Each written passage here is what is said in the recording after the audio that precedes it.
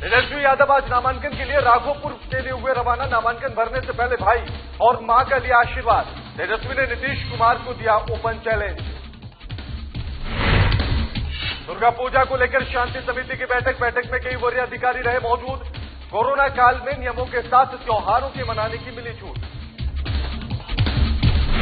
जमशेदपुर के परसुडीह में शराब की दुकान खुलने से स्थानीय लोगों में गुस्सा। शराब दुकान को लेकर पंचायत की गई बैठक में शराब दुकान खोलने का जमकर विरोध। मारपीट और छिनतई मामले में पुलिस ने किया खुलासा। झारखंड स्टेट मिल्क फेडरेशन के वाहन चालक से हुई छिनतई। पुलिस ने मामले में एक आरोपी को किया गिरफ्तार।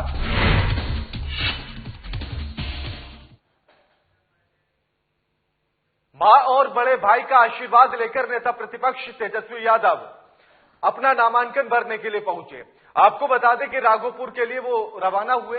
नामांकन से पहले तेजस्वी यादव ने अपनी मां और बिहार के पूर्व सीएम राबड़ी देवी ने उन्हें दही खिलाई। फिर उन्होंने बड़े भाई तेज प्रताप यादव और मां से आशीर्वाद लिया है।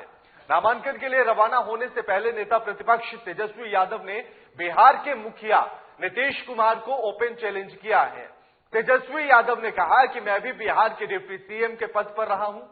कोई एक भी दाग मेरे कार्यकाल के दौरान लगा दे तो मैं मान लूंगा। मैं बिहार के डिप्टी सीएम के पद पर रहते हुए भ्रष्टाचार रोकने के लिए कमेटी बनाई थी।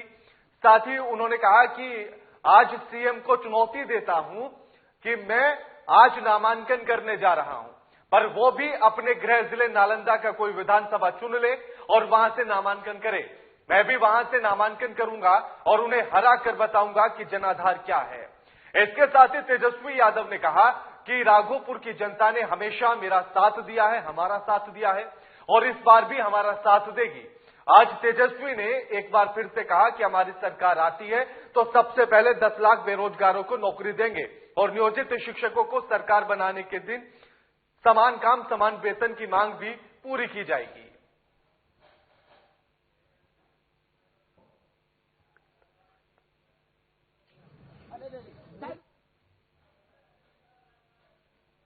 आदर उनका करते हैं, सम्मान करते हैं, लेकिन बिहार के मुख्यमंत्री रहते हुए पूरी तरीके से फ्लॉप हो चुके हैं। ये सवाल जो लोग उठा रहे हैं, कौन लोग उठा रहे हैं?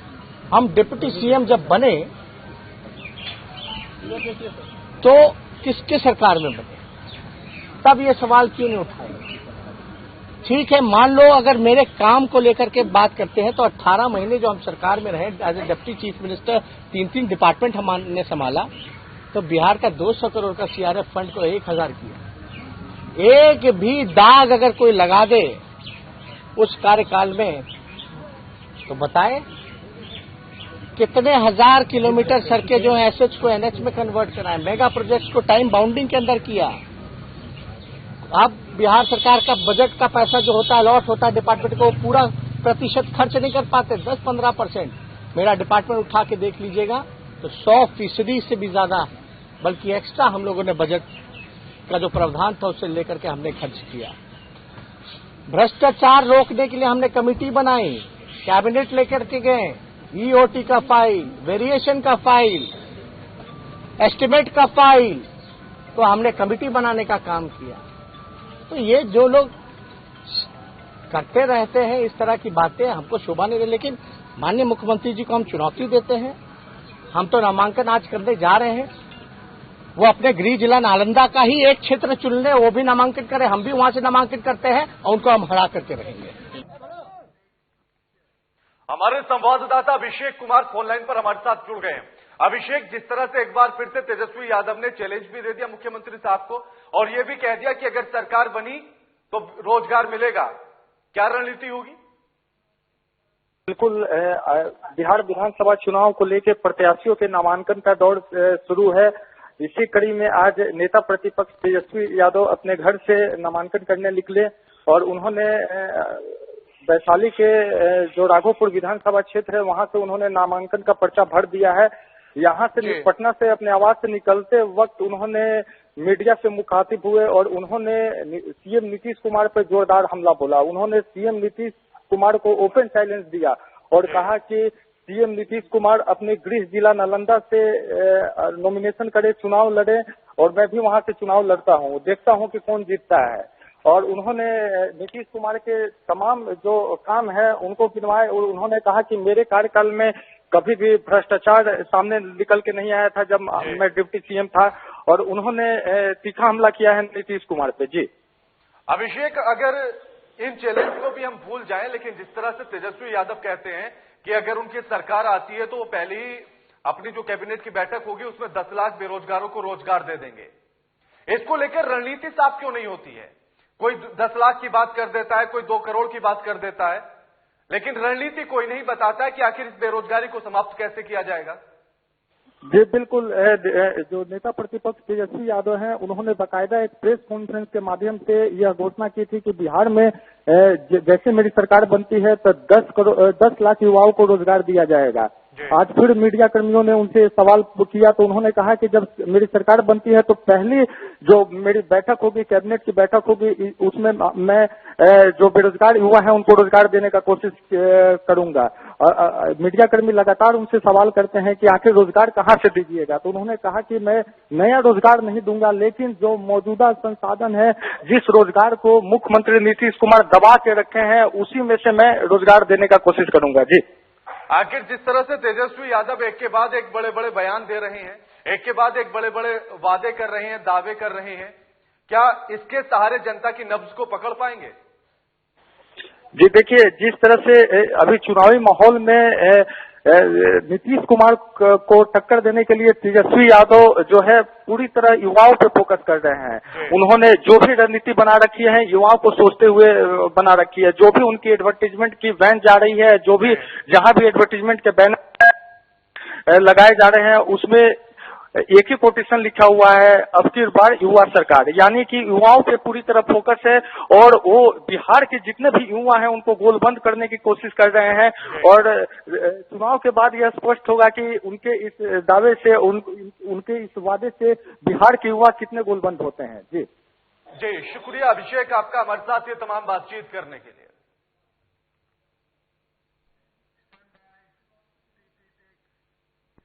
बिहार विधानसभा चुनाव की तैयारी में उम्मीदवार लगे हुए हैं।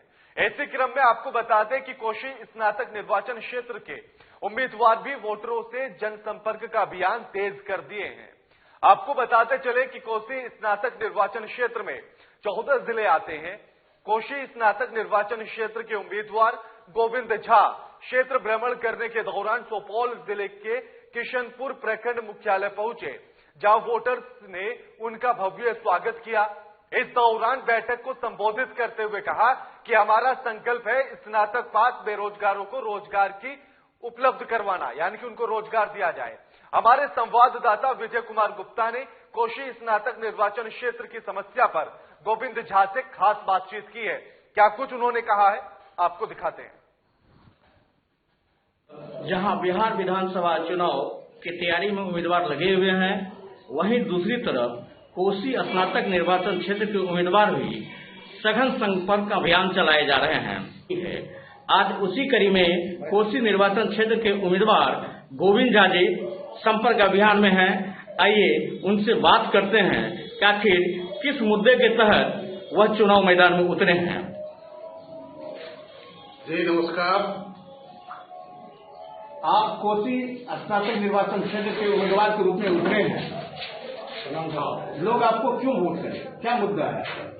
देखिए, लोग हमको वोट करेगा उसमें 2-3 अहम मुद्दा है। कोसी स्नातक निर्वाचन क्षेत्र का चुनाव आज तक सही माने में हुआ ही नहीं। इस चुनाव के बारे में चंद लोग ही जानते थे। ये बंद कमरे का चुनाव होता था। इसमें जो इससे पहले जो प्रतिनिधि रहे हैं वो हर जिला मुख्यालय में बड़े होटलों में बैठते थे और 10-20 आदमी को बुला के उनको थोड़ा ऑर्गेनाइज करते थे कि कुछ वोट बना दो, और वही वोट फिर उनको इलेक्शन के टाइम में लेके वो प्रतिनिधि बन जाते थे। वास्तविकता ये है कि कोसी स्नातक क्षेत्र जो विशाल क्षेत्र है, बिहार का सबसे बड़ा क्षेत्र है, यहाँ 10% लोग भी कोसी स्नातक निर्वाचन क्षेत्र के बारे में नहीं जान पाते थे।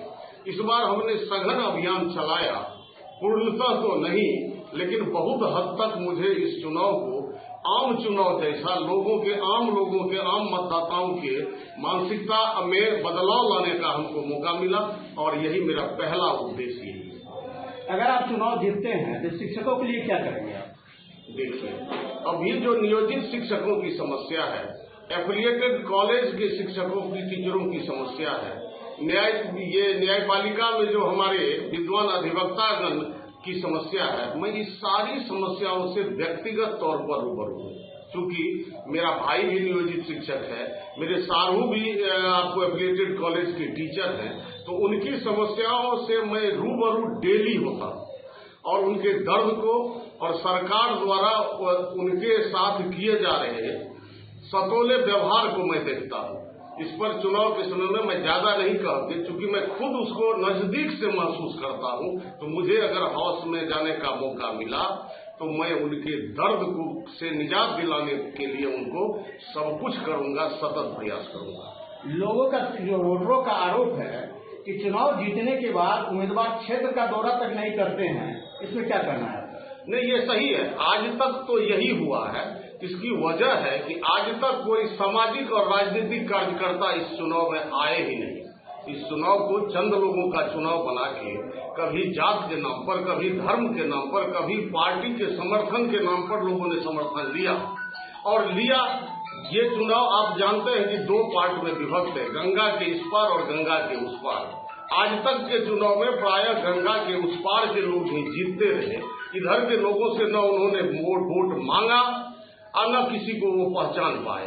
तमाम लोग बिना मांगे वोट देते थे और बिना मांगे चीज का कोई महत्व नहीं होता है। इस बात का एहसास उन लोगों ने बार बार कराया। अब की बार लोग जग गए हैं, इसलिए ऐसी गलती नहीं करेंगे।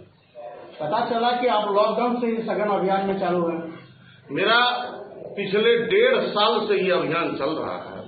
इसकी वजह ये है कि मुझे शर्म भी आती है ये कहते हुए कि 14 जिला के इतने विशाल क्षेत्र में मात्र 1,01,000 मतदाता है, जबकि इसी क्षेत्र में शिक्षा का हब भागलपुर भी आता है, जहां प्रत्येक वर्ष 1 लाख बच्चे बीए पास करते हैं। उस हिसाब से अभी इस क्षेत्र में 50 लाख से ज्यादा मतदाता होना चाहिए। जागरूकता की कमी, सरकार द्वारा लोगों को जागरूक नहीं किया जाना। मैं आपको बताऊं कि ये पंचायत चुनाव से लेके एमएलए और एमपी का जो चुनाव होता है तो घर घर बीएलओ जाते हैं ये कहने कि भाई आपके यहाँ कोई वोटर छूट तो नहीं गया, वोटर लिस्ट में अपना नाम जुड़वा लिया। लेकिन इस चुनाव में जब विद्वान मतदाता अपना वोटर फॉर्म जमा करने ब्लॉक जाते थे तो वहां उन्हें घंटों इंतजार करवाया जाता था। कहा जाता था अगर एक परिवार में 10 वोटर हैं, किसी की पत्नी भी वोटर है, किसी की बेटी भी वोटर है, किसी की मां भी वोटर है, तो कहा जाता था तमाम वोटर को 1 by 1 लाइए। इसके चलते जागरूकता की कमी और प्रशासनिक स्तर पर मतदाताओं की उपेक्षा के चलते बहुत कम मतदाता है और बनते रहा है। मैं विश्वास दिलाता हूं कि मुझे अगर मौका मिला तो मैं ये कोशिश करूंगा कि हाउस में ऐसा विधेयक पास हो कि जो भी विद्यार्थी, जो भी मतदाता बीए पास करेंगे तो सीधे उसकी एक कॉपी चुनाव आयोग को जाए और वो वहीं उसी दिन इसका सदस्य हो जाए, वोटर हो जाए। अंजाम ये होगा कि आने वाले चुनाव में कम से कम तो 50 लाख मतदाता होंगे। आज इस 14 जिला के भाग्य का फैसला जो मात्र 1 लाख लोग करते हैं, आगे के चुनाव में 50 लाख लोग मिल के मतदाता इसका फैसला करेंगे और अच्छे लोग चयन होकर आएंगे। आपने देखा कोसी स्नातक क्षेत्र के उम्मीदवार गोविंद झा जी ने कहा कि अगर मैं सदन में जाता हूं, अगर वोटर मुझे जगह पर भेजते हैं तो मैं युवाओं के लिए, शिक्षकों के लिए बेहतर काम करूंगा और हर वक्त अपने 14 जिलों के क्षेत्रों में सघन दौरा करूंगा। उनकी समस्या हमारी समस्या होगी। कैमरामैन सुनील कुमार के साथ विजय कुमार गुप्ता, साधना न्यूज। समस्तीपुर जिला विधानसभा चुनाव को लेकर अभी तक कुल 13 लोगों ने अपना नामांकन पर्चा भरा है, जिसमें उजियारपुर विधानसभा क्षेत्र के 5 उम्मीदवारों का नामांकन मिला है। वहीं मोहिउद्दीन नगर में 1, विभूतिपुर में 5, रोसड़ा में 0 और हसनपुर से 2 उम्मीदवारों ने नामांकन अपना दाखिल किया है। उक्त जानकारी के अनुसार जिलाधिकारी सह जिला निर्वाचन पदाधिकारी शशांक शुभांकर ने दी है। वे आज समाहरणालय में प्रेस को संबोधित कर रहे थे। उन्होंने कहा कि आदर्श आचार संहिता के पालन को लेकर प्रशासन के द्वारा जिले में सख्त अभियान चलाया जा रहा है। अभी तक 984 लोगों ने अपना हथियार जमा किया है। वहीं जिन्होंने अपने लाइसेंसी हथियार जमा नहीं किए हैं, उनका लाइसेंस रद्द कर दिया गया है और उन्हें नोटिस भेज दिया गया है। मोहिउद्दीन नगर के नामांकन भरने आए एक उम्मीदवार की गिरफ्तारी की गई, जिन पर पहले से वारंट था।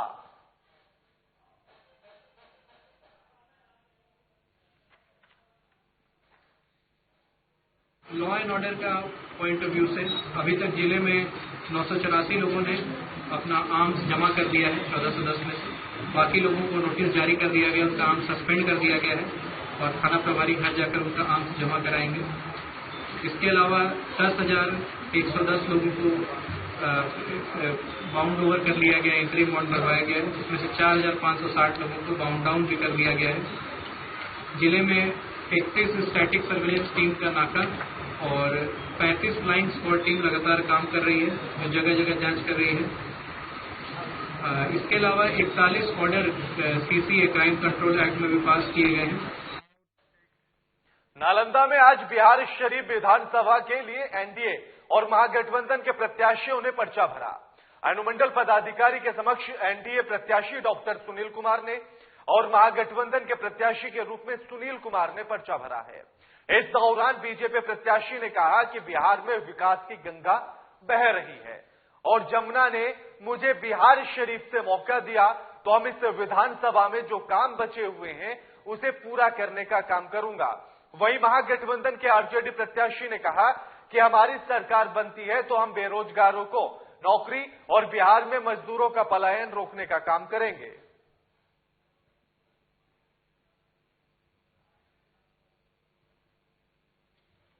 के रूप में वन सेवेंटी बिहार से अपना नामांकन दर्ज किया है और पूरे बिहार शरीफ विधानसभा क्षेत्र का इस तरह हमने विकास किया है।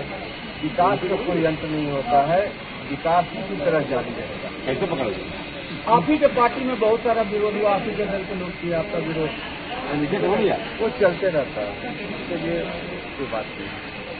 टिकट एक ही है भाई जी, ठीक है ना, दावेदार बहुत है, सबको जो है कहीं न कहीं पहुंचना रहता है और जल्दी में भी रहते हैं लोग।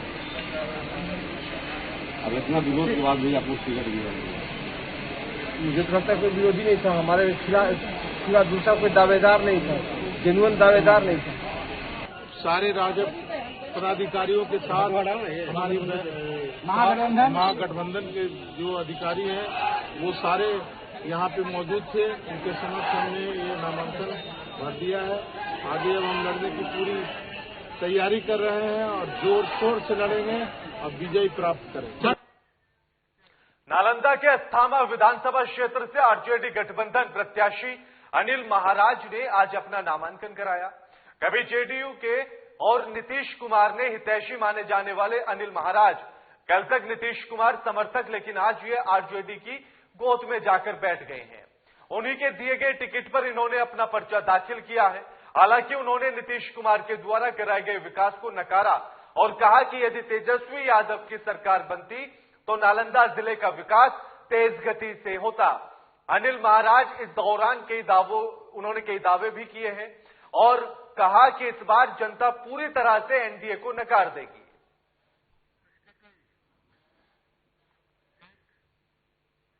बेरमो विधानसभा के लिए होने वाले उपचुनाव को लेकर बीजेपी प्रत्याशी योगेश्वर महतो बाटुल ने अपना नामांकन दाखिल कर दिया है।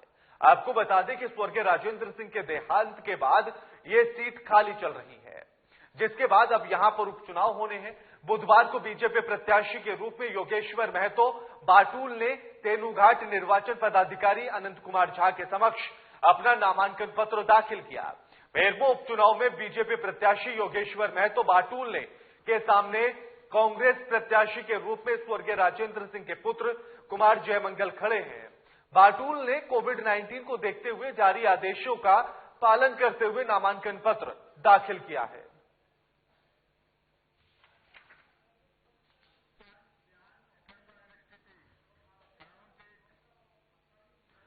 कोतवाली थाना परिसर में पीस कमेटी की एक बैठक आयोजित की गई। बैठक में दुर्गा पूजा के मद्देनजर सरकार के द्वारा जारी गाइडलाइन की जानकारी दुर्गा पूजा कमेटी के लाइसेंसी धारियों को दी गई ताकि शांतिपूर्वक तरीके से पूजा संपन्न कराई जा सके।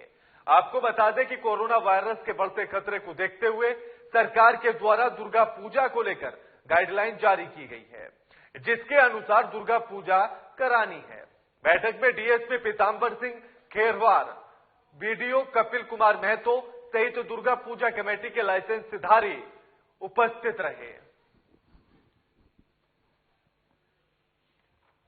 करना है उस पूजा को हम लोग कायम रखते हुए जो मंदिर पूजा कमेटी के जो लोग हैं वो लोग करेंगे। एक बार में पंडाल में 7 लोग रहेंगे और माइकिंग एड्रेसिंग सिस्टम ये नहीं रहेगा, लाइटिंग नहीं रहेगा, भीड़ भाड़ नहीं करना है। पूजा के लिए हम लोग 5 में जो सरकार का गाइडलाइन है उसके तहत सभी यहाँ पर 7 जो पूजा लाइसेंसी कमेटी है उनके साथ बैठक किया गया और उनको बताया गया है कि सादगीपूर्ण तरीके से आस्था के साथ पूरे विश्वास के साथ अपना दुर्गा पूजा करना है, सोशल डिस्टेंस के नियमों को पालन करते हुए।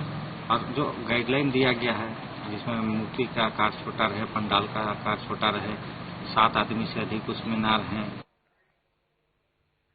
बख्तियारपुर आरजेडी के पूर्व विधायक अनिरुद्ध यादव जैसे ही अपना नामांकन कर बाहर निकले तो उनके कार्यकर्ता फूलमालाओं से उन्हें ढक दिया और लालू राबड़ी तेजस्वी के नारों से माहौल को एक अलग ही वातावरण में केंद्रित कर दिया गया। मीडिया से बात करते हुए पूर्व विधायक अनिरुद्ध यादव ने इस बार बिहार में आरजेडी की सरकार बनना तय है, जिसके मुख्यमंत्री तेजस्वी होंगे। दूसरी ओर बख्तियारपुर के वर्तमान बीजेपी विधायक रणविजय सिंह और लल्लू मुखिया के बारे में बोले कि वो सिर्फ और सिर्फ चापाकल और अपना होटल आकाश को आगे बढ़ाने का काम किए हैं। उन्होंने जनता का विश्वास और विकास का पैसा लूटने का काम किया है और इस बार की जनता उन्हें माफ नहीं करेगी।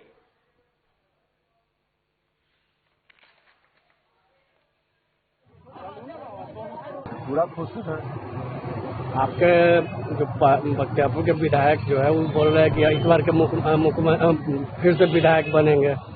कह रहे हैं वो कह रहे हैं वो अपना लिए, हम कह रहे हैं अपना लिए, तो समय बतावेगा क्या होगा। जनता आपको कितना प्यार देगी? जनता 100 में 200% है जनता हमारे साथ है। इस बार के मुख्यमंत्री तेजस्वी होंगे। तेजस्वी है कि होंगे, खाली बस चुनाव का तिथि यही मतगणना की तिथि भर देर है। चौराया विधानसभा क्षेत्र से राष्ट्रीय जनता दल के नए उम्मीदवार अक्षय लाल यादव को इस बार मौका मिला है। उनको आरजेडी से टिकट मिलने पर सैकड़ों आरजेडी कार्यकर्ताओं ने उनके निवास मदीलवा पहुंचकर बधाई दी, साथ ही जमकर नारे भी लगाए गए।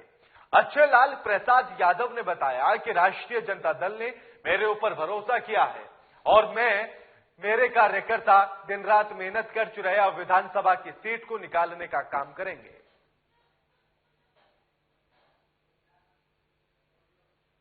क्षेत्र की धरती पर हमें भेजे हैं, उनकी जो विश्वास है कि यह प्रत्याशी हमारा जीत कर आएगा, तो जब मैं यहां आया मैं अपने जनता मालिकों से पूछा। हमारे जनता मालिक ने मुझे यह आशीर्वाद दिया है कि चिरैया विधानसभा क्षेत्र में आपकी जीत पूरे बिहार की धरती के पूरे विधानसभा क्षेत्र में एक रिकॉर्ड बनाएगा जो चिरैया विधानसभा क्षेत्र का स्थान होगा। मेरे जनता मालिक और कार्यकर्ता बंधु के आशीर्वाद के अनुसार चिरैया विधानसभा क्षेत्र में हमें किसी भी व्यक्ति से लड़ाई नहीं है। जीत हमारी पक्की है और वह जीत रिकॉर्ड मत से हमारी जीत होगी।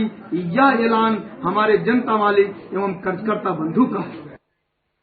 दुर्गा पूजा को लेकर पतरातू थाना परिसर में शांति समिति की बैठक का आयोजन किया गया। इस बैठक में 16 पूजा समितियों के पदाधिकारी समेत आसपास के तमाम बुद्धिजीवियों के साथ पतरातू अंचलाधिकारी निर्भय कुमार, बीडीओ देवदत्त पाठक और थाना प्रभारी दुर्गा शंकर मंडल उपस्थित थे। मौके पर अंचलाधिकारी निर्भय कुमार ने कोरोना महामारी को देखते हुए जिला प्रशासन ने पूजा मनाने के लिए दिए गए निर्देशों को विस्तार से बताया। आम लोगों के साथ पूजा कमेटी के सभी सदस्यों ने सरकार के द्वारा दिए गए निर्देशों का पालन करने पर अपनी सहमति जताई है।